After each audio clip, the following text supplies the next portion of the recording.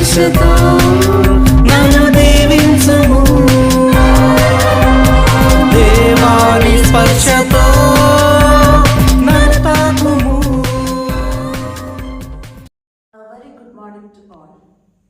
Today's gospel reading is story about the angel Gabriel's announcement to Mary that she would conceive and give birth to Jesus, the Son of God. Behold, I am the servant of the Lord. Let it be to me according to your word. There are two ways to respond to the gracious call of God. One is to deny that you are not worthy of it because you are too sinful.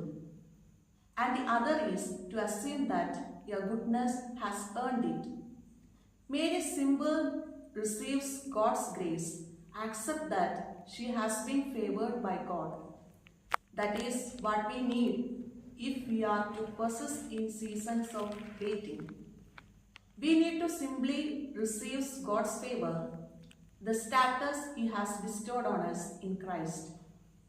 This way, when walking through the valley of the shadow of death, we will know that we aren't doing so because God has abandoned us or does not care.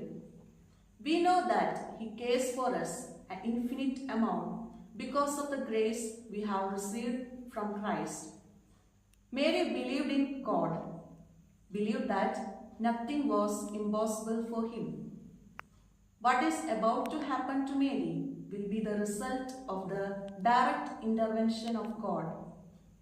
God is able to do anything if He decides to do. Today, the church celebrates the feast of Immaculate Conception of Mary. The Immaculate Conception is a Catholic dogma that states that Mary, whose conception was brought about the normal way, was conceived without original sin or its stain.